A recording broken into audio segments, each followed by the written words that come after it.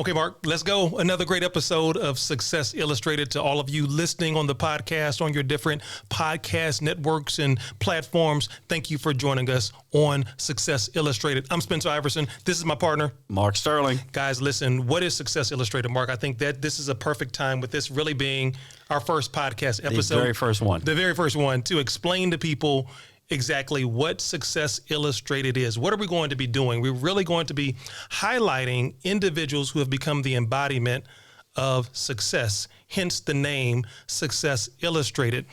You and I both are passionate about entrepreneurship. We're passionate about mentorship and about telling the real stories. We have been blessed to have been exposed to a lot of people who've done a lot of amazing things in the world of business. You and I both have done some pretty cool things in the world of business. But oftentimes what we have found out is people don't get the real story. Right. They see the end of the movie. They see the end product, but they don't see all of the mess that it took to make it. And that is what we're going to be doing and highlighting on this podcast. You're going to get real stories from real people just like you who've made it, but man, they're going to tell you about their journey. They're going to tell you about the times of homelessness. They're going to tell you about the times when all their friends turned their back on, but ultimately for the purpose of teaching you how you too ultimately can become Success Illustrated. Right, Mark? Absolutely. And let's start off, we talked about illustrating the successes. Right. But let's define what success is. Okay. My personal definition of success is it's personal. Yeah. See, success doesn't really fall into a specific box, That's right? Good. I think we can all agree that, my definition, your definition, whoever's watching or listening's definition is going to be very personal to them. And that's going to be critical as you start understanding and walking this walk, especially in the entrepreneurship field, is that no matter where you go, it's okay to have different levels of success. Don't benchmark yourself against someone else. That's going to be the critical part. Getting out of the gate. If someone's making $1 million a minute, right, whatever that is, something crazy, living in an incredible lifestyle, you know what? Maybe that's what you might want to desire or lean towards, or maybe yours is $1,000 a minute. Maybe yours is $1,000 a year. Maybe yours is something benevolent where you want to give back to the community. Mm-hmm. Whatever that that litmus test, that benchmark is for success, it's okay that it's yours. Own your personal definition of success. I think that's a great place to start and a great point to make, because too oftentimes, Mark, people define success only within the context of money. Yes. And we want everyone to know right now, this show is not always going to be just about money, because like you just identified, success can be defined in so many different ways. Maybe your goal is to be a better spouse. You too can be Success Illustrated. Maybe you don't want to be an entrepreneur, but you want to be the best employee you can be. And guys, that's okay too. Maybe you've always wanted to be a school teacher. Maybe you always wanted to be a firefighter. Maybe you always wanted to be a truck driver.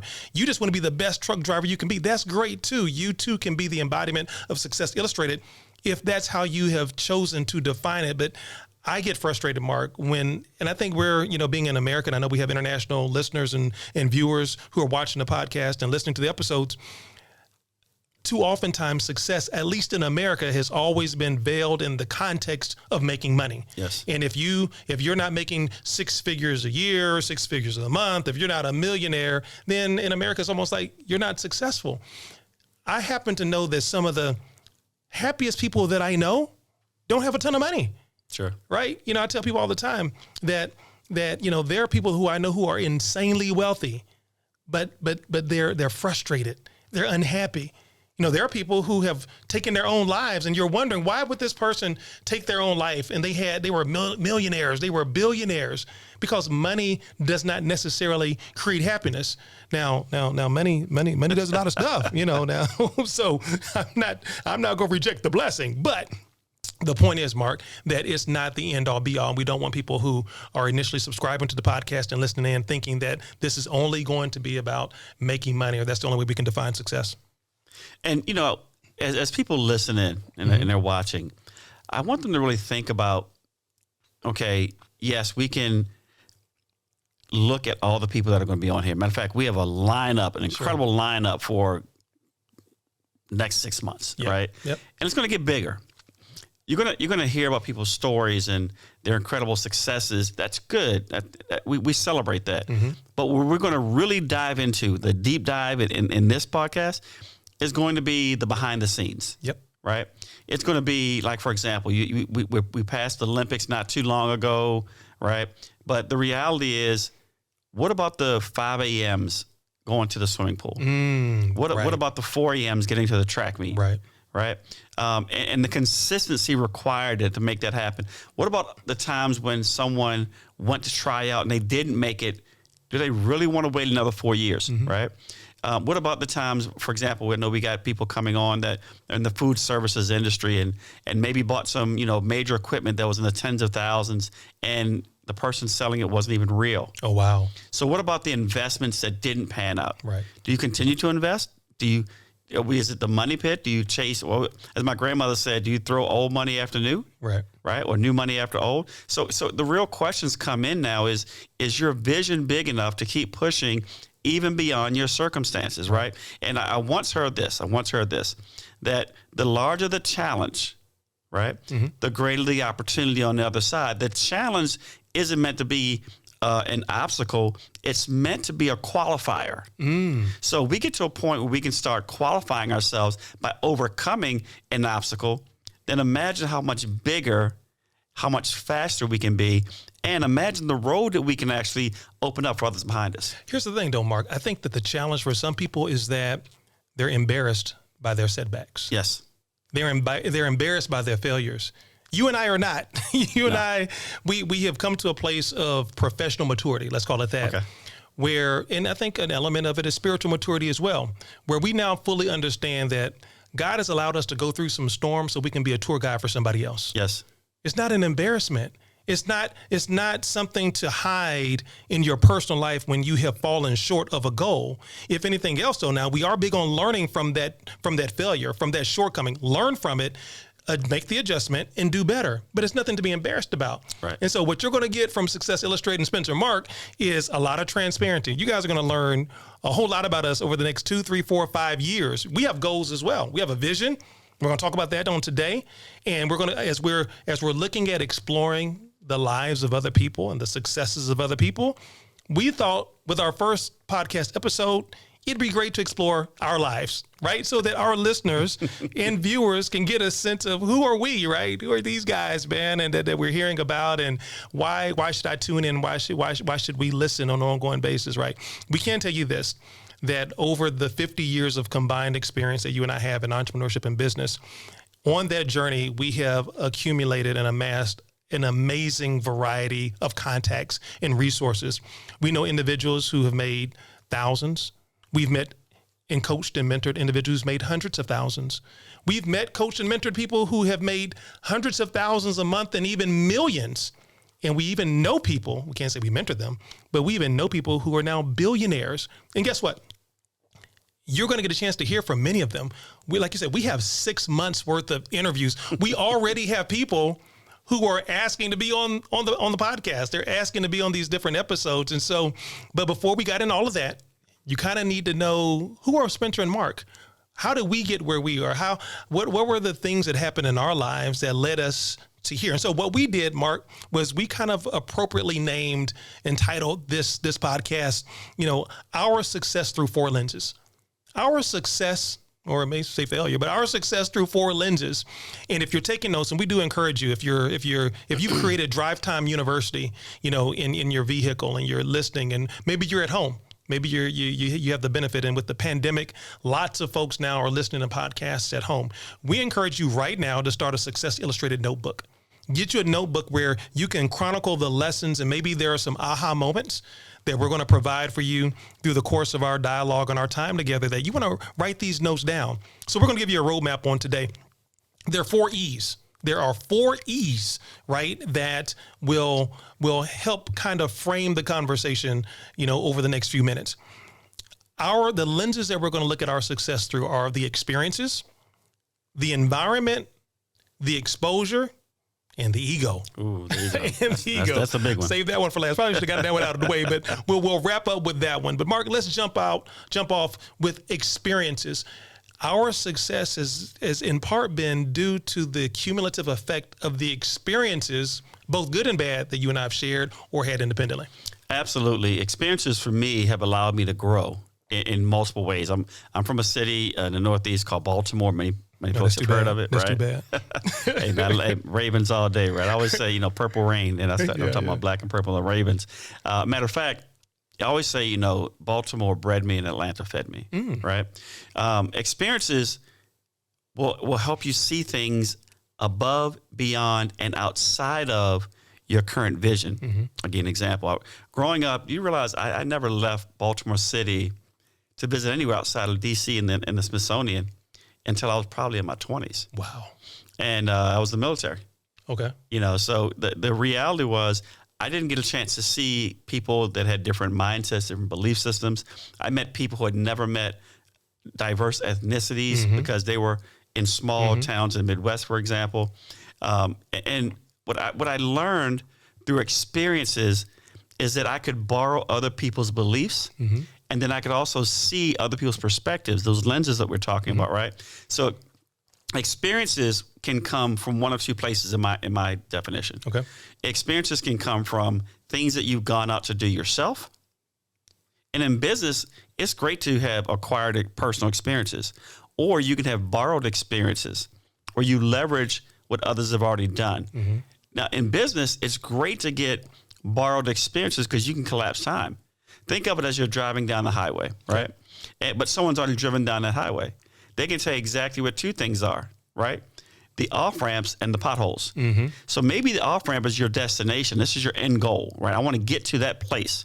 But they can also tell you, hey, here's where the potholes are, and here's where the things that you want to avoid. Now, my grandmother told me, right, in her own words, that if you want to have your own personal experiences, you might have to pay for those. Let me translate that. Okay. A hard head makes for a soft behind, right? So there are times when, no matter what counsel we've been given, whether it's sought or given to us directly, that we're still going to want to have our own personal experience. Nothing wrong with those. Yeah. But the reality is you can learn how to collapse time. And it's a concept that I picked up for experiences, and I call it standing on the shoulders of giants. How can I get to somewhere faster, right? Simple. Find someone who's already there, and they can help you get there faster by telling you the roadmap or showing you the roadmap. Mistakes are the GPS for wisdom. Yeah. Right? Yep. Experiences will let you know what those mistakes are if they're personal, but borrowed experiences can help you avoid them.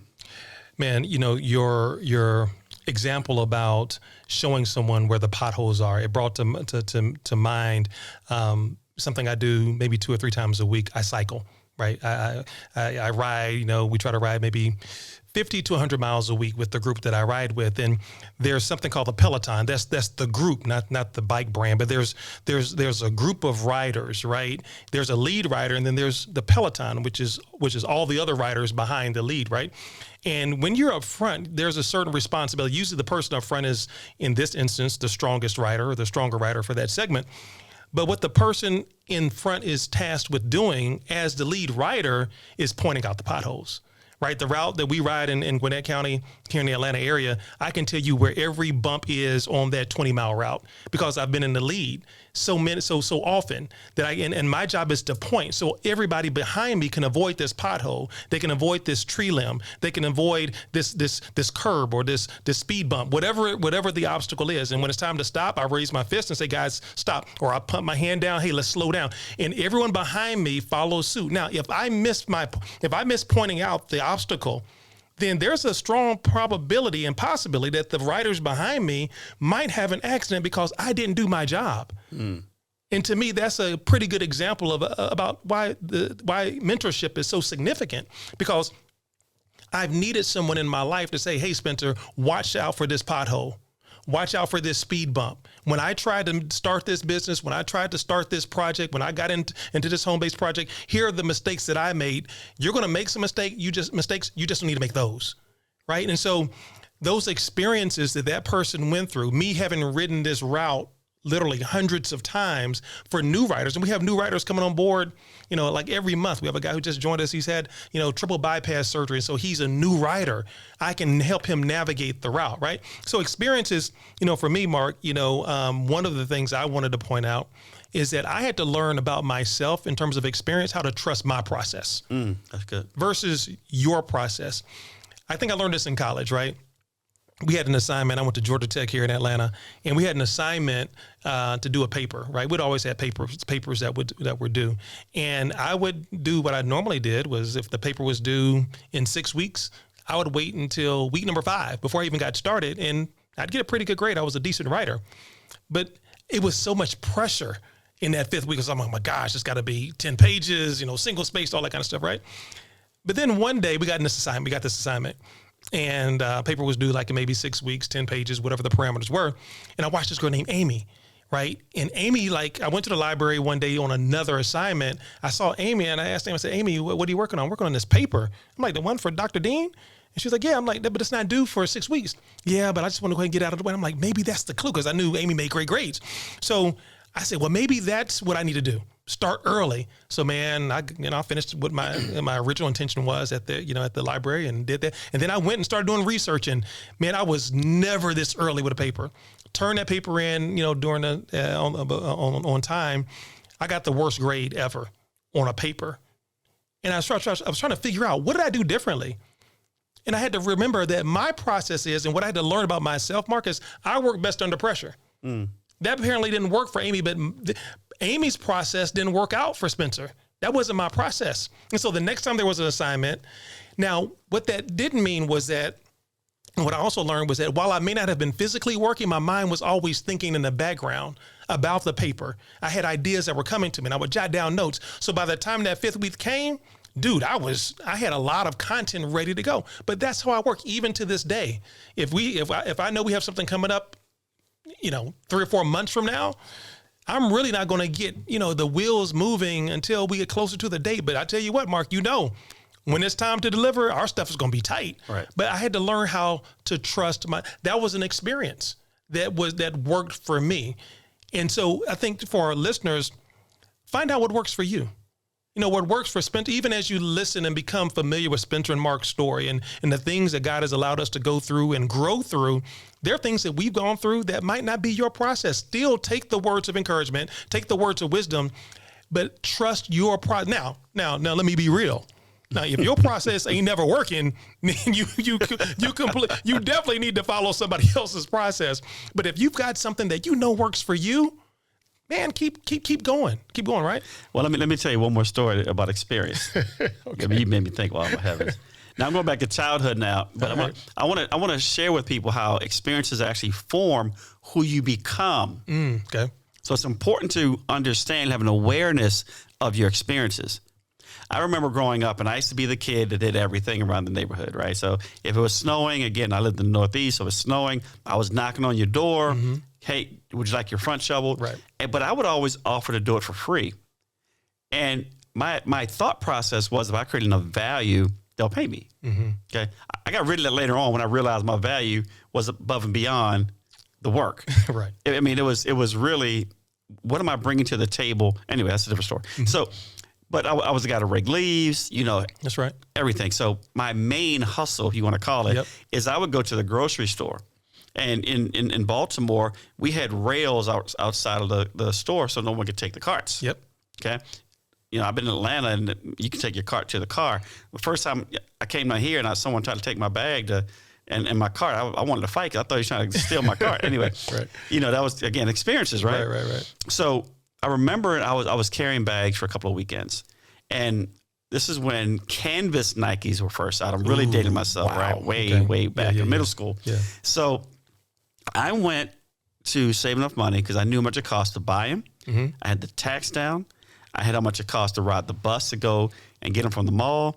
And I knew that I wanted Burger King, and I wanted a Whopper, and I wanted a Coke. I wanted large size. I had it all down. It was just under $50. Okay. But a whole experience, right?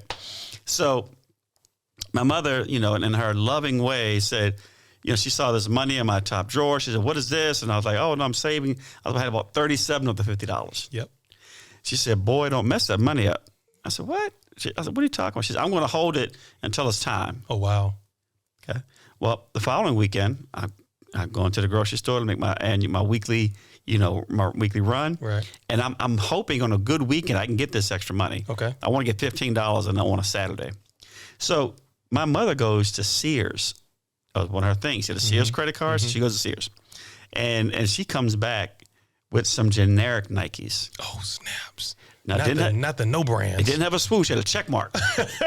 Same color, check mark. Oh, and they my were called gosh. port siders. I'll never forget it, right? Matter of fact, if someone's watching this and they want to message one of us, man, if you can find a picture of a port sider, canvas, light blue, check mark, not a swoosh. I'm curious to see what that even looks like, man. Now, oh, my God. Now, she said, don't mess them up because you're not getting another pair until these are old. Wow. Now, the sole was so thick.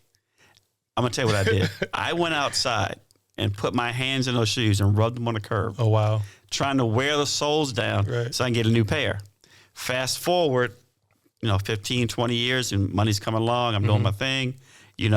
At one point I owned 150 pair of shoes. Wow. Because my experience was I never wanted to relive the embarrassment that my friends put me through because of those pair of shoes. Them check marks, yeah. Those check marks, right?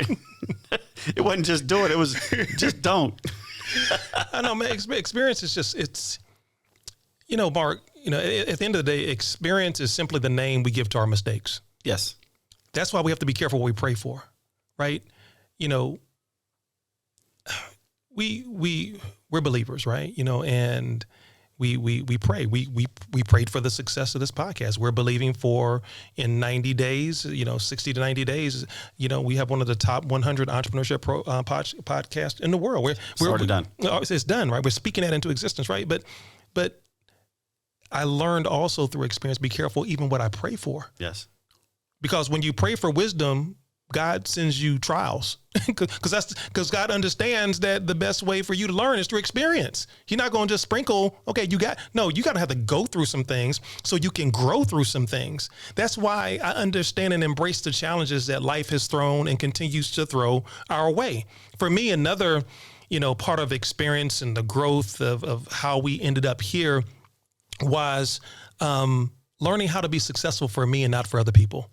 That's good. Learning, I had to go through the experience of learning how to be successful for me and not for other people. In the home-based business context, we oftentimes ask people, hey, what's your why? If your why doesn't make you cry, your why isn't big enough, guys. We've heard that a million times, right? And so we'll go around a room, right, and we'll ask individuals, and Mr. Iverson, I want to be successful so I can help other people become financially free. Okay, yes, but you're not financially free. Right. And that's a noble thing to say. But in all reality, in my book, Mark, I wrote something called the pre-flight theory, and you've referenced it as well in other recordings. Here's the pre-flight theory. When you get on the plane, there are certain messages that the attendant will give. In the event of a loss of cabin pressure, oxygen mask will deploy. Please secure your mask before helping others. Yes. How in the world can you help somebody else breathe if you can't breathe? Right. So I had to learn first and foremost, Mark, how to be successful for me, because I have a lot of people who depend on me, just like you got a lot of people who depend on you. And as you're listening, individuals, as you're listening to this podcast, think about all of the people who are dependent on you, who need you to be successful. They need you to win. They need you to pave the path to success and be that roadmap, to be that guide, to break the barrier of inferiority so that they too will have the confidence to do it for themselves. If not for you, for your kids, set that example for the people who are watching you. Because I tell people, I want you to watch me. I'm going to give you something to see, right? That's why I love when people tell me no to stuff, because now you have just, you have just given me, you fired me up because I'm going to give you something to watch, right? So I have learned, Mark, to learn. And again, that's not a selfish statement. It's just the reality is that, man, if you keep living your life for everybody else, you'll never really, because you'll never be all things to all people, ever, right? Wow. That's powerful. And last thing I'll say in experience is this. I remember clearly, and you talked about when someone tells you no and it kind of revs you up. Mm-hmm. I thought for me that was a character flaw for years. And you made me think about it even further when you talked about, you being successful for you, going through your process, embracing your process. I was sitting in London with a gentleman named Bishop Wayne Malcolm. They call him the business bishop. Okay. And you and I worked together on one of these projects. And I was out there for that particular company. And I remember it was about 3 a.m. And they left this restaurant open for him. Like he knew everyone, right? And we're having this back and forth dialogue. And I asked him a question. I said, Bishop, can you give me a scripture, some reference about why is it that when someone says I can't do something, that it irks me almost to my soul. And not that I have to prove them wrong. I want to prove the believers right. And so I go extra hard, and I make it a point to show that, because see, if other people have done it, it means it's possible. Sure. And there are times when maybe certain things shouldn't have been done in someone else's eyes. And my biggest thing is I want to show folks that it's possible when you know how to believe. And I said, but is that the wrong motivation? Right? I'm asking him. Right. And he said, he paused and he said, Sterling, everyone called me that's last name, Sterling.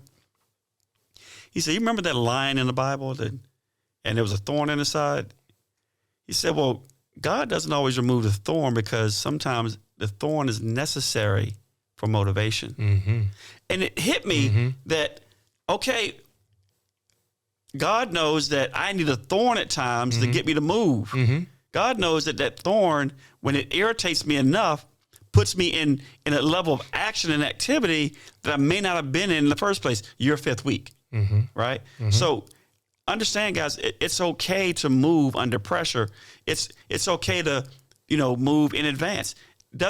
If the circle is the truth and the truth is in the center, it doesn't matter if you approach from this tangent, and I approach from a different tangent. What matters is that you get to your end result. Yeah.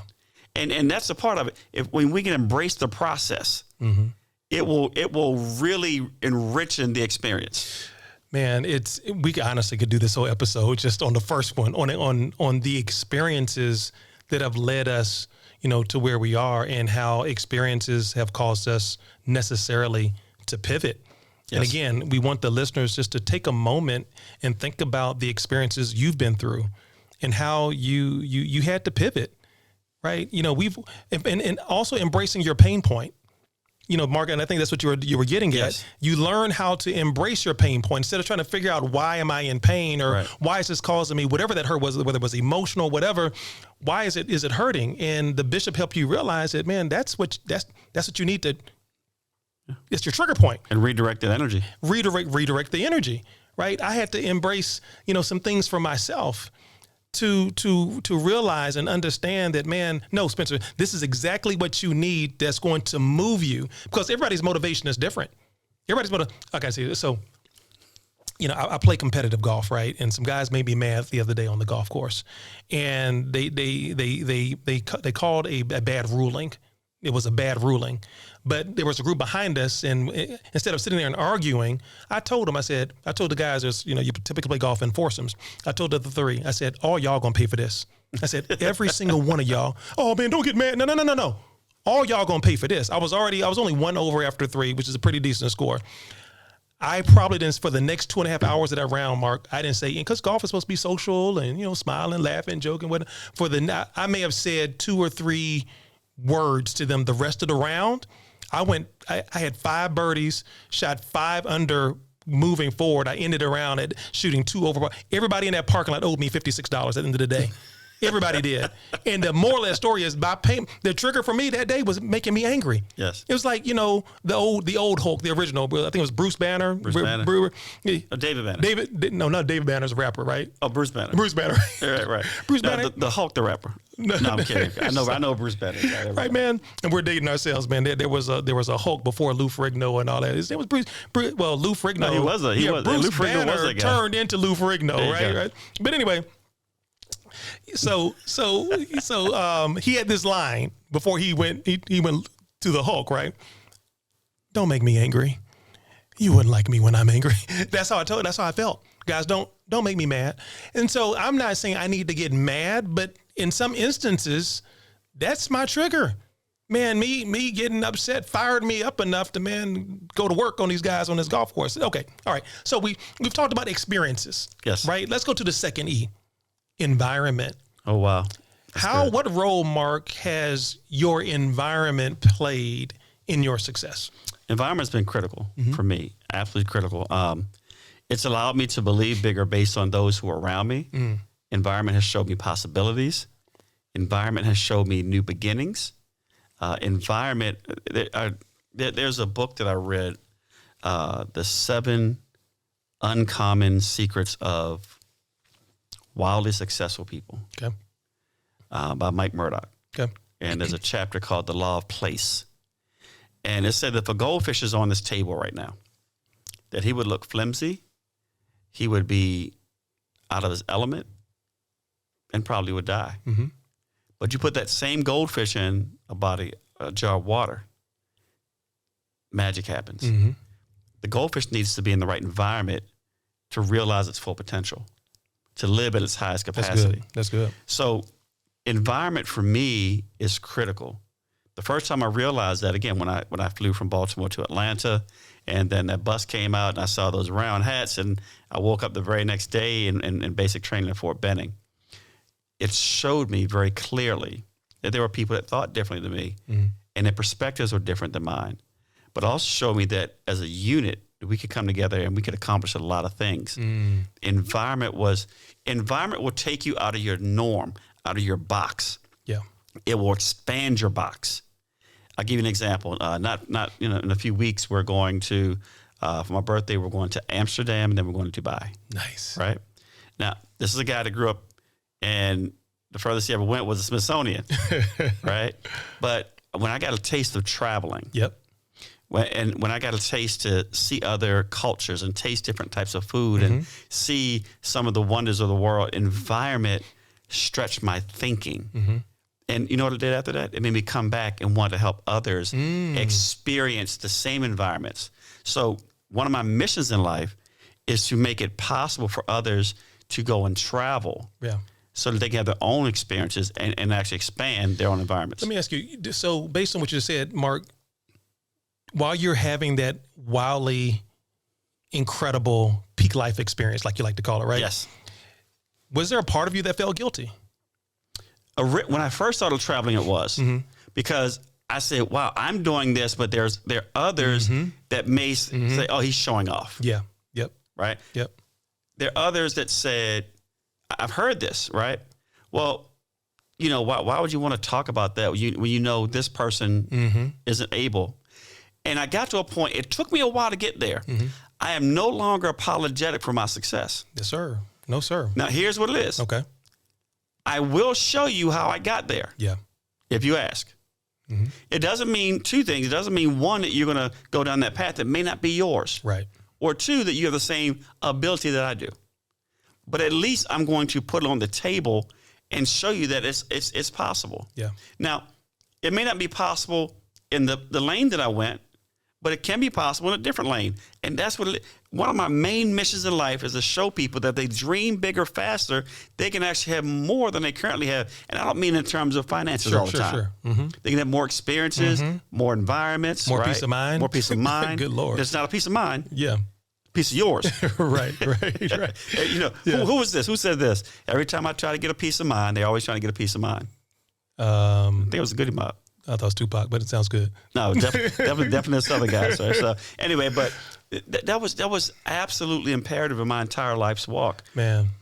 So for me, one of those moments, because I used to have a real problem with my success because I would feel guilty. Yes. I'm having this amazing experience. I've had companies send private jets to pick me up. I've been on owners' yachts, and I'm sitting there and I'm like, oh God, you almost don't want to share it with people because we know how a lot of people would take, oh, he's showing off. He think he all that. But it was a company showing gratitude, or a company had placed significant enough value in what you brought to the market to treat you that way, right?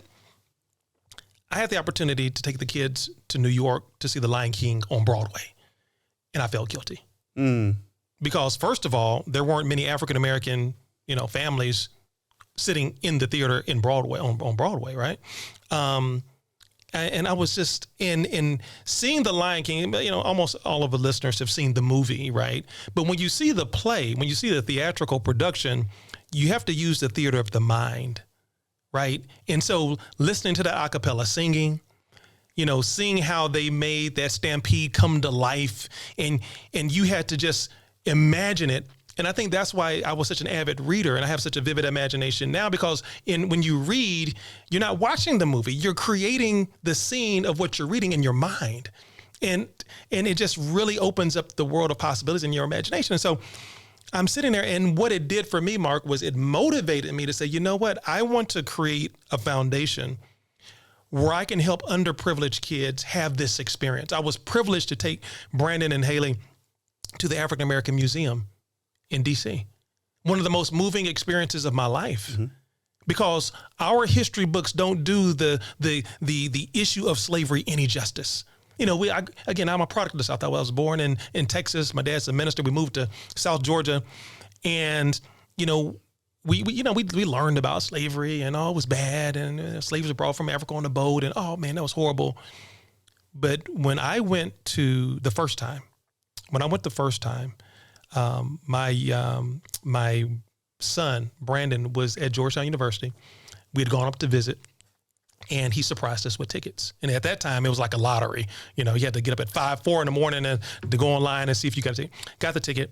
And so we went early that day. And if for anybody who's been, you go down. It's 4 stories, and you go down like you're going down into the bowels of a slave ship.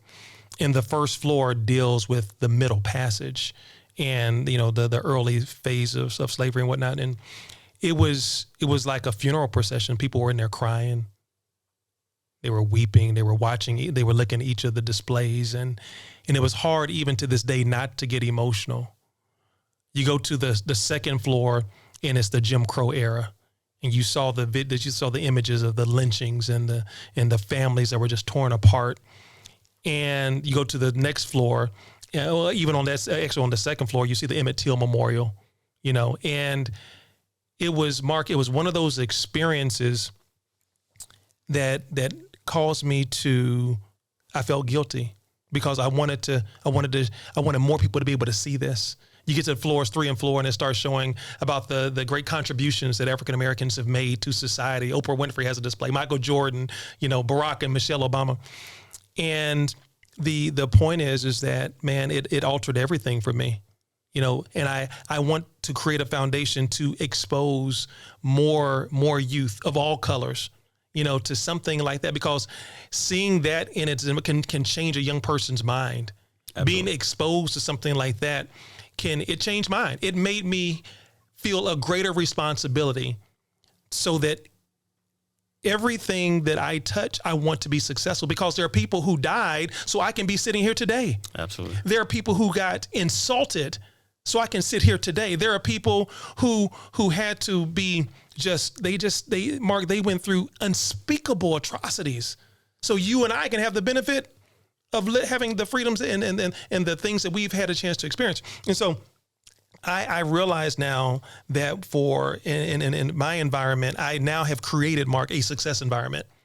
You know, in my home, I have vision boards everywhere, because I want to be able to see my success.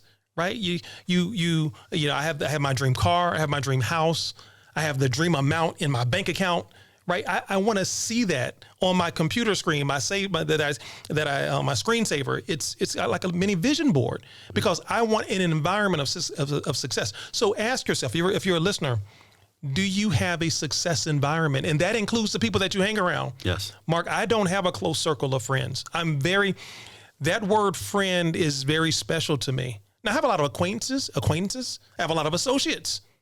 But man, when to get into that friend circle, we got to go through some stuff. You understand what I'm saying? Sure. And I feel real blessed to have, even within my friend circle, a group of like-minded people who are heading in the same direction. We know each other's boundaries. We know each other's strengths and weaknesses, and we support each other. And I know, Mark, that's an important. So even when you're looking at your own circle right now as your listener, are all of the conversations negative? Man, you know, you vaccinated, you know, or who's in the White House? I mean, when Trump was in, it was, listen, there's already enough negative stuff in the world, man. So what are we going to do positive? Sure. Individually or collectively? That I got a group of, we're solution oriented, Mark. You know what I'm saying? I have some buddies, even my brother Randall, he gets on a prayer call 2 or 3 days a week. Some of them are with some of his old NFL buddies. And it's just another group, another circle. And that's why I think what we're doing is so important, even with our mentorship program, which we'll mention in a little bit. getting in the environment of successful people. Absolutely. That's Mark, just deal with that part about getting in the environment and building off of the energy of other people who are trying to do the same thing you're trying to do. Absolutely. And I'll tell you, one of the very first people who I know personally, that's to me was wildly successful, is my Uncle George. Okay.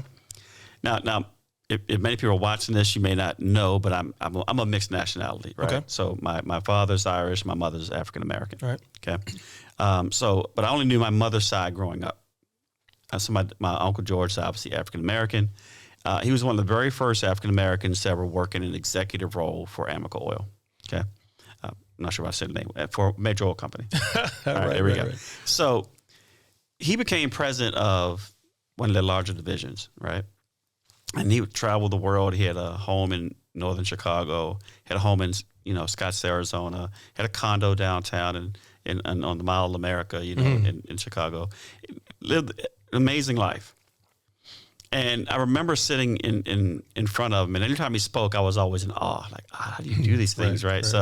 But he told me one time that he was in Hawaii, and he was with his wife Barbara, Mount Barbara, and they were sitting at the beach, and they were talking to some elderly ladies that had the fold-out chairs, sitting on the side, the ocean's hitting their feet, and the older ladies in their 80s, my understanding, talked about, wow, we finally made it on our first vacation. Wow. And they finally got to go to Hawaii. Okay. And he said he never wanted that to be him. Not that he wasn't proud that they were there on their dream vacation, but that he said, you know what, if you can live it and do it, go do it early. Right? So that's when I became unapologetic. Because when you're apologetic about what you accomplish, it puts a governor on your ability. Ooh, yeah, that's good. Right? Yeah. And see, when you fight for your limitations, you get to keep them. So I wanted to start being in the circles of people that were successful. I heard people in my family at times that said, well, Uncle George is showing off his wealth of that big house with this. Well, I didn't know Uncle George that well when I was a kid, right? Right. When I got to him, he said, I always invite family out. They never come though, but I always he would offer to fly them out and take them, but they didn't want to come. So that was a new lens for me to hear it from the other side. I'm not saying one was right or one was wrong, but I'm saying that I wanted to be in the circle where it was least possible. Here's the thing. If you have the ability to make more, do more, and be more, do it. If you make too much, do too much, or become too much, give it away. Give it away. But don't not make it. Man, you said a couple of things. One, about doing it early. Again, I have a goal. I want to go and play Pebble Beach, have some dream golf destinations. And I don't want to be 75, 80 years old when I go and play them. I want to play when I'm in the prime of my, playing, which is like now, right? I want to go play them now. I don't want to wait because tomorrow's not promised to us. Sure. And that's big to me. We talk a lot about time and the value of time. The other thing that you said that jogged my memory about it with your Uncle George is being careful who you share your dreams with. Yes. Being very careful about who you share your visions with. I don't share my visions, Mark, with everybody. Now, you and I, in our Atlanta studio, in our offices, on road trips, cruises, wherever we are, we share our dreams with each other. Because I know that Mark supports my visions and my dreams, as I know Mark feels I do the same for him. But that's not the case with everybody. Sure. I am very aware of people in my life that the moment you put that dream or that vision out there, they're going to try to clown you. Yes. The haters are going to try. They're oh man, here you go again, dreaming. There's a story in the Bible about Joseph. There are a lot of lessons about Joseph in the Bible, but I love the story of Joseph because his story really started with envy and jealousy. His father made him this coat of many colors, right? And that created a level of anxiety, of envy with the brothers, right? And then one day the brothers are working in the field. Joseph runs out to talk to him, says, hey guys, he shares his vision with them. Shares actually a couple of visions with them.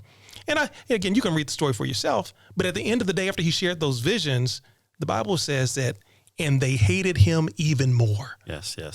Guys, sometimes that happens even in your own life. You won't feel it.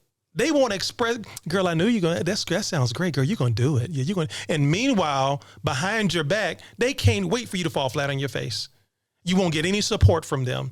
So I'm very, very a lot of times I just internalize it and I make it just mine alone, because I sometimes don't feel uncomfortable just sharing and putting my vision in it. I guess I shouldn't be that way, but man, you know, people funny sometimes, right? But I love having people in my environment. That's what we're talking about. In my environment, man, who will dream with you, who will believe with you and do it in earnest, because there's a difference. And you know, and you can feel the difference when you've got people in your corner who are really wanting to celebrate Mark Sterling getting his dream house, taking his baby on her dream vacation, really looking at your pictures like, oh man, Mark, I am really excited about you being in Dubai. I'm really excited about you being in the red light district in Amsterdam. I'm sorry. Being going to Amsterdam to other streets that are less risque. I've been to Amsterdam. I had a great time. So, but Mark, being careful who we share our visions and dreams with, you know, is also, guys, a reason to be protective of your environment. Let's go to the third one. So we've talked, if you're taking notes, we're talking about our success through 4 lenses, and they all start with E, experience, environment. Now we're going to talk about exposure. Yes. Our success through the things that we have been exposed to, right? I think that's big. Mark, for me, part of my success was through, from an exposure perspective, is through the books I've read. John Maxwell's 360-degree leader, which talks about how to be a leader from anywhere in an organization. Sometimes people only think that they can win if they're the leader, if they're number one, if they're the CEO, the president. No, you can lead if you're the lowest baseline employee. There's always a place for you to exert your leadership. Think and Grow Rich by Napoleon Hill is another big one for me, you know, about just the mindset of winners, the mindset, how he interviewed, you know, multiple millionaires and then compile all of their collective thoughts into one book, Think and Grow Rich. The average millionaire has read that book 3 times. Oprah Winfrey has read that book over 11 times. That's called A Clue. Another book that I've read recently is Shoe Dogs, which chronicles the journey of Phil Knight and the Nike empire, because, Mark, we're into empire building. We're into multiple streams of income. Right? I love listening to what Elon Musk is going to do next. I love listening to what Jeff Bezos or Mark Cuban is going to do next, because it seems like they always have their hands. That's why Shark Tank used to be my favorite show, right? Because they too are being exposed to different ideas, some of which they invest in and make more money, creating more multiple streams of income. So part of my exposure was through books I've read. Another one was through places I visited, like the African American History Museum or Mark, international travel. Mm-hmm. I was blessed to go and spend 9 days with a host family in Africa. Another mind-blowing experience for me. It was just, oh God, it was the Matura family. Just, oh, they were just a godsend, man. And, you know, I've been to other third world countries, and here's what that taught me, Mark, is that we're really blessed. Yes. Mark, in America, our poor people are rich. And some people, man, Mark, some people don't understand real poverty. When I was in Africa, we were working, and we didn't know each other like we know now, but we were in the same business, right? Yes. And the company was opening in Africa, and so I was sent on this death mission to Africa. Well, be specific. It wasn't any part of Africa. Yeah, I was in Kenya, right? I was in Kenya, and I remember they wanted me to talk to a big time minister, right? So listen, guys, listen. So I'm in a tailored suit. Well, no, I rephrase. I had the slacks from my tailored suit. You know, our guy Miguel, right, had on a nice long sleeve shirt that Miguel had done some cufflinks. I mean, a big time minister, right? Had on some, I think some Gucci loafers or whatever. Again, you know, I want to make a good impression. And I knew probably something was wrong. You know, when the group that came to pick me up to take me, you know, they just kind of stared at me like, whoa, like, does he really know where we're going? Clearly I did not. So let's keep going. So I promise you, as we're driving to this location, Mark, we made a right-hand turn. God is my witness. I got my phone out. I sent a text that if something were to happen to me, I've pinned my location, because Mark, where we turned, it was nothing but, as far as your eye can see, cardboard homes. Oh, wow. People had just taken whatever they could, old tires, old pieces of plywood, old shopping carts, to make some sort of shelter. Now, in my mind, we're going to go meet this big time preacher, right? But I also felt that if this is the moment I'm supposed to leave this earth, they will never find my body, because, dude, we were in a place. So we pulled up and said, we're here. I said, we we where? where are we, right? I step out, man, it's nothing but dirt and mud, and we go up into this old, it looked like Nino Brown, in New Jack City, old hotel they had or whatever. Dude, I literally thought it was like the set of New Jack City. There were holes in the ceiling, babies running around in diapers, people crying. You heard all kind of crazy stuff. I'm like, yo, man. So like in Africa, they clearly have a different definition of big time. But anyway, my point is, and we ended up meeting with the guy, and they probably had 10 members of the church on the 20th floor with no elevator. We had to walk up, and it was Africa hot. I learned the definition of Africa hot because I was in Africa, and it was a different level of heat. But anyway, my point is this. Mark, I came back from that experience feeling so grateful for the basics, like running hot water, like the ability to pull into a restaurant without an M16 machine gun because of the high rates of crime, about childcare, because we were driving down the road when we were heading to Mozambique, and we were driving down this road, and there were babies. Mark, when I tell you, there were babies taking care of babies. There were like 5-year-olds carrying infants.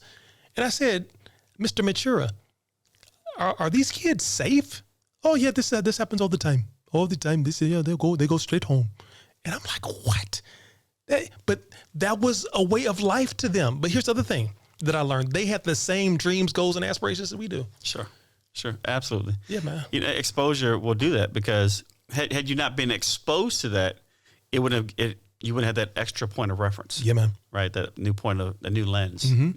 I remember, myself, is that correct English? I remember going. I remember myself.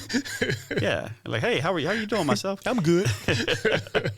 Now I remember going to Africa as well, on several occasions actually. And one time I went to Nigeria, and, I remember going across, this bridge, and I could see the water was like horrible on one side, but it was so much money in the city. And I didn't understand it. And then like the lights would go off throughout the day. So I started appreciating our electric grid. Like, right. I was like, wait a minute, you mean people's lights go off in the middle of the day and it's a major city? Anyway. Yeah. So, but I got a chance to benefit and meet one of the most humble persons. He's very high in the government, one of the largest churches there, and treated me like family. And I got a chance to see what extreme wealth was like. And I'd never been in someone's home that had a conference room that was bigger than that sat 24 in your house. Wow. So it was just unbelievable. Yeah. So, and to travel to South Africa and spend time with the right-hand man of Nelson Mandela, right? And see those kind of things. Yeah. Home-based business. Mm-hmm. If it had not been for that, let me have that level of exposure. Yeah. Because I was talking to someone, and this is how it happened. I met someone years before in another company, another business I was in, and they were in Charlotte, and he happened to be originally from, the Congo. Had a transportation company, and we're friends to this day, Jack and Bia, Didione and Bia. And he introduced me to someone else named Passamunto, who lived in Charlotte. And Passamunto is friends with a guy named Jean Soprano, who was from the Congo, but was living in... He sounded like a straight gangster dog. Man, he was. He is. He was actually a general in the army. Anyway, they wound up becoming homeless in South Africa. Yeah. Anyway, and then he wound up going into mining and all. Anyway, became very wealthy. And I was doing some Zooms with him, and he said, hey, if you come over here, I'll put a whole lot of people in front of you. You can talk to them. And I'm like... And he showed me a video, and he's like, everybody was there. And I was like, oh, wow. So you know what? I made it a point to go over there and build some relationships. A few years later, I called, but by way of meeting Soprano, I met two other people. One was an international soccer player who was known all over South Africa and that part of the world, and who introduced me to another guy named Tondo. And Tondo and I became very close. Yeah. And wind up being business partners at a later venture. Watch it, exposure. See, when you can meet someone and you build a relationship, they will expose you to their circle of influence. They will expose you to their resources. By staying plugged in with mentors and friends, you can be exposed to their contact list. Long story short, by meeting Tondo, I wound up going back to South Africa at a future date, had a meeting at the Michelangelo Hotel in Johannesburg, and a young lady walks in who thought she was in a different meeting, right? We wound up becoming quite good friends. She almost walked out, and her father is named Kenneth Mashoa. He's actually the president of the ANC over there. Wow. And, I've been offered to have tours of their version of Congress. Guys, what I'm saying is being good. Once you start working out of service, once you start working out of helping people, you can be exposed to a larger body of people. And here's where it came to me. And this is also exposed. There's an audio that I've listened to that has helped me in my belief system. Okay. It's absolutely changed my life. It's called How to Eliminate Doubt and Unbelief by Dr. I.B. Hilliard, right? Bishop Dr. I.B. Hilliard. How to Eliminate Doubt and Unbelief, okay? That exposed me to growing my belief system. So I started believing that I needed to be in the company of influencers of countries. Wow. A lot of times your belief system, the person that could change your life will walk right by you, and your vibration will not even allow you to link up with them because your belief is so small. Anyway, but once I started believing for that, right? Next thing I know, I'm having dinner with individuals. My wife and her family went over one time, and they all got together. It became family. So exposure is absolutely critical, because once you can be exposed to people, once you can be exposed to information, once you can be exposed to environments, once you can be exposed to experiences, everything in life can change. Because see, nothing can stop an idea whose time has come. Time has come, that's right. Nothing can stop an idea whose time has come. But exposing individuals can take you other places that you've never been before. Yeah. And that was key for me. Last thing. When I met this gentleman, I won't say his name because he's in politics over there in Nigeria. I looked at him like a father figure. And he sat down, and the company we were in was U.S.-based, obviously, and we had some challenges getting credit card processing. So he picks up the phone, he calls the owner of one of the banks. Wow. And he sends a car, and they take me to the bank, and I sit down, and they open up credit card processing for that company. Wow. Exposure. Wow. Now, guys, this is going to happen overnight. That's right. But the reality is, if you work hard enough, you work long enough, if your dream is big enough, if you're intestinal forward, I could have quit when the first company failed, right? I still met Tondo in South Africa. But if I had, your goals are not attached to a time frame. That's right. Your goal is not attached to a specific company. Your goal is not attached to a specific business you're starting. Always stay locked in on your goals. If you keep believing, it may happen for you, just not at that particular moment. Because a no is designed, it doesn't mean you can't do it. It means you just can't do it with that person or at that time. Well, here's the other part too. To me, with exposure that you've mentioned, and I'm putting the pieces together based on what you're saying. And I think a part of what you're saying is, with exposure, don't be afraid to try many things. Yes. To me, that's inherent in the nature of exposure. Sometimes people get so locked into doing just one thing and they're afraid to try. That's one of the things I love about entrepreneurship. Try anything, right? And it's a blessing to be in a country like America, where we have so many privileges, and entrepreneurship is so prevalent, and we're living in in a time frame right now where if you think it, man, there's enough resources out there to help you get to the bag, right? Yes, yes. And that's really where Success Illustrated and our Worth of Millions program really kind of comes in, helping people get to the bag, because we have been exposed to many things. We've tried many things, and because we've tried many things, we've become pretty good at a lot of stuff. Yes. Right? You seem like you're about to say something. I'm sorry. You said get to the bag. You know, it's one of my acronyms, right? Get to the big audacious goals. There it is, man. And we referenced that on our Worth of Millions bundle, but that bag, big audacious goals, man. Write that down. Always get to the big. What is your big, when you first explained that concept to me, we were taking notes, we were in a pre-production meeting or something, and you were like, man, we're going to talk about getting to the bag. I'm like, yeah, let's get to the bag. And you were like, big audacious. I'm like, oh, dude, that's crazy. What is your big, we have it on our Worthy of Millions goal setting worksheet. Yes. You want to have at least one big audacious goal. Right? Don't listen. You will always only get but so far in life if you live life playing it safe. Sometimes, man, you got to take that shot. You got to take that shot. You got to go after that big, almost said something different, big, audacious. Don't substitute that for some that big A goal. You know what I'm saying? That big audacious goal, man. Go for it, man. I mean, you got one shot. You got one life. The YOLO, man. You only live once, man. You've got this vision to go on this dream vacation, man. Chart your course and put a game plan together and go get it. And there's nothing wrong with failing. Nothing wrong with fail. Watch this. Some people say, well, if I try, I might fail. So I learned this. I'm going to give him credit. I'm going to give him credit. Okay. I haven't given credit in a year. I'm going to give credit right now. Okay. Right. First episode. Okay. John Harley, Mr. John Harley. We all know him. We love him to death. Yes, look up John Harley. He actually, that gentleman made the fuzzy navel, the drink. Did he make that? He made the fuzzy navel. Oh, can you imagine? And one of the best looking 70-something-year-olds you're going to see anywhere. 81, he called me. No way. 81, yes. Oh, my gosh, man. Okay, he's been active around the Tuskegee Airmen. That's right. And anyway, he said, if you think trying is hard, wait until you get the bill for doing nothing.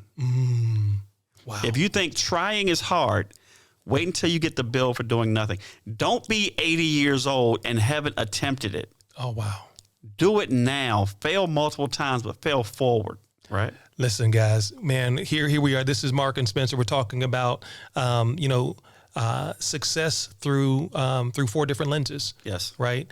The lens of experience, the lens of exposure, the lens of your environment, and then the 4th and final one, the lens of your ego. Oh. Listen, we could do a whole episode just on how much individuals' ego has held them back. Another word, is pride. How often, we were talking in pre-production about, some things I've gone through, you've gone through. And I think, Mark, honestly, I've been pretty good at setting my ego aside for the things I wanted to pursue in life. My original mentor in the home-based business industry, I never will forget, he had picked me up. I was absolutely diametrically opposed to something called network marketing, multi-level marketing. And I'm sure a lot of people who are listening to podcasts are familiar with us through the home-based business industry. But dude, when I got started in that industry over 27 years ago, Mark, it was, man, I didn't want to have nothing to do with it. I thought it was just, a thing for people who couldn't get real jobs, right? Right. One day he picks me up. And I in this car, and there's a gentleman in the front seat. I had just started as a brand new associate at a law firm. We had the top 2 floors of this building in Atlanta. Man, I thought I was hot stuff, man. Fresh out of law school. I'm in this tailor suit heading to this hotel meeting, right? And the gentleman who was in the front seat, his name was Jerome. And he had on a nice shirt with a crispy pair of overalls. And so, okay, I'm in the back seat. I have no idea really where we're going. I felt pretty good about myself and the trajectory I was on in my life. And so, at some point we were talking about, incomes, and I was just listening over here. I was new. I didn't know much about the industry. Jerome was talking to my mentor at the time in the home-based business industry. His name was Floyd. And he was like, yeah, man, I finally got to 60,000. And Floyd's like, oh man, that's what's up, man. Congratulations, man. I'm not too far myself. And so in my mind, as a 20-some-year-old attorney, I'm like, man, what? I'm at 60,000. I started at a little over 60,000 as a first-year associate at his law firm, right? Okay, yeah, big mistake, right? Big mistake. See, I subsequently learned, Mark, on that ride that they weren't talking about 60,000 a year as I was referencing in my mind. He was just disclosed. He had just disclosed Floyd that he had just hit 60,000 a month. Right. And he was a meat cutter from a store called Piggly Wiggly in South Georgia. We have Piggly Wigglies and Winn-Dixie's. Y'all, I know y'all bougie folks listening in Success Illustrated land aren't familiar with that. Y'all used to Whole Foods and no. Sprouts, right? Because we had Piggly Wiggly and Winn-Dixie. He was a meat cutter.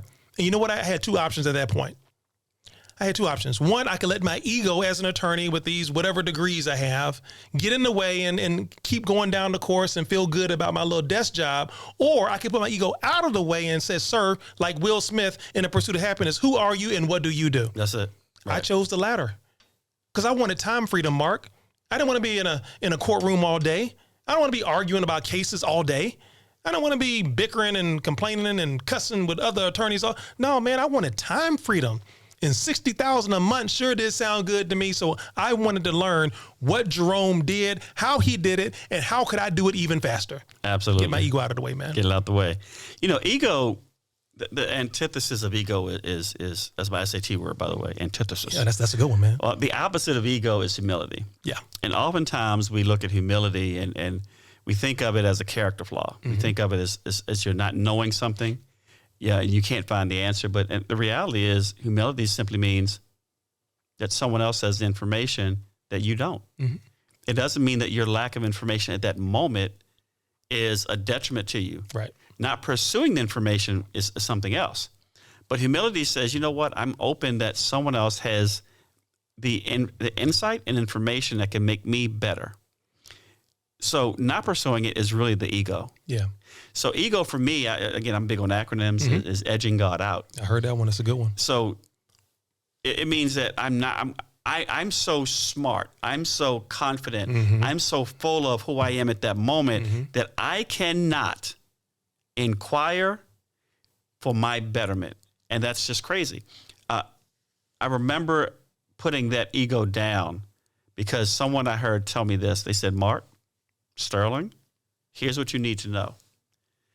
It is better. Do you rather embrace poverty or public opinion? And at that point, I was like, wow. Because public opinion, well, again, it goes back to those limitations. That's right. If you only fight for the maximum of what someone else says, that's all you can ever have. Wow. So I never wanted to fight for someone else's maximums, which really could be my minimums. Man, ego at the end of the day is not thinking less of yourself. It's just thinking of yourself less. That's strong. It's not thinking less of yourself. It doesn't make you weaker. It doesn't make you dumb. Doesn't make you. It's just thinking of yourself less. We see ego sometimes even come up in Mark, in home-based business context where the male of the house feels that he has to lead the charge, when his wife is really the talent. Ooh, Sure. Ooh, we've seen right, that, dude. right. We've seen situations where the wife is really the talent, but because the Bible says the man is the head of the house. Yeah, but you ain't really got it together. She does. But your ego won't allow the business to prosper because you want to be the head of the house, but you're the one that's loading up the business. Right, guys? Ego it rears its ugly head in so many different contexts. And you and I both, again, we haven't mastered it. And guys, listen, let me say this. It's okay to be confident. Mark Sterling is very confident in what he's good at. Yes. Have you guys heard this guy on stage in front of tens of thousands of people? Have you heard this? He's very confident in because he's good. But at the same time, he's worked at it. Like you said, you'll never be embarrassed for your success. No. I'm very confident in myself and what I know I'm good at. You should be. And what I'm not good at, man, there's some things that Mark does well, I don't do. Mark is great at social media. I have 12 followers. What are you, Jesus? I got 12 disciples, right? No, it's not because, man, it's just not my thing, man. It's just, but I'm learning now. I'm learning the algorithms for Instagram and the book of faces and all that stuff. I'm learning it because I need to, the people are telling me you need to have a bigger follow, all this stuff. But the things that I'm not good at, Mark, what I do is I staff my weaknesses. I don't act like I know I'm good at it. I don't act like I know it all and I got it. No, I just put people in my life who are really good at it to make me look good. Right. And so that's what finding good partners, that's what a good relationship is about. Sometimes you have to lower your ego. Doesn't make you weaker. Right. It actually shows strength by you being, whether it's a leader of a company, whether it's a leader of an organization, a home-based business, Mark, we've seen it so many times. People get their ego in the way. They don't let the talent rise to the top, not realizing that you, like you like to say, you see so far because you stand on the shoulders of giants. Absolutely. And you let those giants lift you up. You're the visionary. You're the ultimate decision maker. But you need those giants to lift you up. But some people's, their egos won't even allow them to identify the giants. Well, I know one thing. I'm super excited about this podcast. Yeah, man. It's our first one. First one. Uno, nuno. It won't be the last. It will not. And matter of fact, guys, I want you to stay a part of this journey because I think that Spencer and I have some incredible individuals lined up that are going to come sit on this particular platform. That's right. They're going to talk about everything from how to build Amazon stores to food trucks to Wholesale real estate. wholesaling and real estate. It's so many more different topics, right? And you get a chance to hear from them directly. Yeah. Exactly how they illustrated themselves into the successes they are. You're going to hear about their failures. You hear about the shortcuts. You hear about the long cuts. Right. You're going to hear about everything that's required to get to the point of success for them. And you can actually take that information, mirror and model it, and apply it to your own life and your own business. And as we grow, we want to hear from you. As you grow with us in this podcast, we want to hear from you. We want you to tell us your story. Send us in your picture. We'll make you part of the show. Hey, guys, we got Mary from Wisconsin, and she did this and that, listened to the podcast, and she is now our Success Illustrated Person of the Week or whatever, guys. We're going to make you part of the show. Guys, we have been asked, Mark, we've been asked for years, literally for years. Can you coach me? Can you mentor me? Can you spend some? And we just haven't had the time. We haven't had the bandwidth. You know, this is not the only business that we own together, that we work together in partnership. But we do feel a bigger obligation now, you know, that we do have this wealth of information that people can benefit from. And so we have created a program called Worthy of Millions. And we're really excited about it. Again, it's not about becoming a millionaire. It's not saying that you're going to make millions of dollars. We talked about the community. And with Worthy of Millions, we've created a community of like-minded people, whether you're an entrepreneur or whether you just have a goal, a dream of being better wherever you are in your lane. School teacher, stay-at-home mom, doctor, attorney, whatever it is, of like-minded people where we're going to have conversations twice a week, multiple times a month. We're going to invite our VIP circle of contacts, resources, clients, individuals who we've helped either mentor or who've maybe even mentored us, people who have been successful in a number of different disciplines.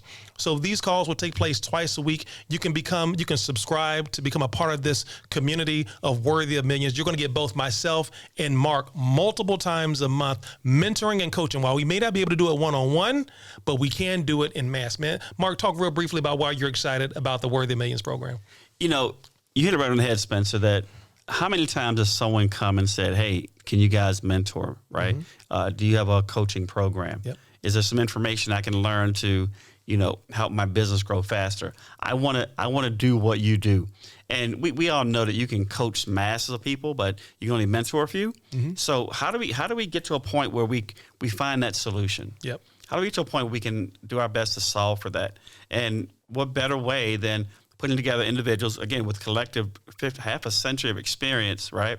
And more than that, really, because the individuals that we're going to bring on to talk and share in this private group is going to be absolutely phenomenal. Yeah. So here's what I know. If you want to go down a path faster, find someone who's already walked it, run it, driven it, whatever, and you know what? Get that information so that you can actually put your business, your life on steroids. And the best way to do it is become part of a community. And I promise you, in communities, I've had aha moments that have blown me away. I've had moments where the person next to me said, you know what, I remember the first time I came or joined this, and here's what's happening because of that. And I can't wait for hundreds, if not thousands, of those same stories to happen because of Worthy of Millions. And guys, what we've done, and Mark is big on affirmations, I'm big on affirmations. So we made our websites, our URLs, we made them affirmations. Where can you find out more information? Go to IamWorthyOfMillions.com. That's it. Right? Speak it into existence. IamWorthyOfMillions.com. You get all the information. Guys, we're going to be doing live events, live networking functions in different cities so you can meet other people who are part of the community, exchange information. Maybe it's your divine appointment. You're destined to meet someone at one of these functions. Maybe you all start a business together. Maybe you have your aha moment with that person. As a matter of fact, we've also put together some information already. We have a Worthy of Millions bundle where we have over 5 hours in the Worthy of Millions bundle. We're dealing with some topics like change is good, maybe even necessary. My personal favorite, we spent an entire day recording this one, Mark. Wherever you go, there you are. Yes. A personal development journey, right? 7 reasons why you may not be succeeding, 5 things successful people do to build their business. And the one that I really love is the Worthy of Millions goal sheet. Yeah. Imagine having a year at a glance. Watch this. Not even a year. I don't believe in timelines like that. Imagine having your experiences in front of you at a glance. Yeah. where you can see the gratitude that you're going to have or already have. You can see your big audacious goals. You can see. I won't give it away. Yeah. You got to get it. That's an amazing download that you can have right in front of you, that you can plaster all over your wall. You can have it in your car, print multiple copies. Yep. You know, guys, I have goals right now. Matter of fact, my goals are on my ceilings. When I wake up, I see my future. There it is. The goals are in my car. I have goals in my wallet. I used to have goals on my dashboard of my car. You can actually have a Worthy of Millions goal sheet, apps, accountability. You know what? That sheet will give you accountability when no one else will. That's right. That's right. So we've thrown in a bunch of free Mark's, transforming your capacity. Yes. Recording, My Success Illustrated recording. We've got a book, guys. There's so much in this bundle. Go to IamWorthyOfMillions.com. You'll get all the information. But go ahead and start downloading this information now. You can have Drive Time University and start becoming worthy of millions right now, guys. We are really thrilled. Thank you for joining us on this very first episode of the Success Illustrated podcast. You can find us on all the popular podcast platforms: Apple, Google, Spotify, iHeartRadio, et cetera, et cetera. Guys, we have episodes that are going to be dropping every single week. And like I always like to close with, guys, we think and we know that ultimately you will become the embodiment of Success Illustrated. You will become the personification of the person who can become ultimately worthy of millions. Never dream small dreams, because small dreams don't have magic. We'll hear from you guys next time. Take care. Take care.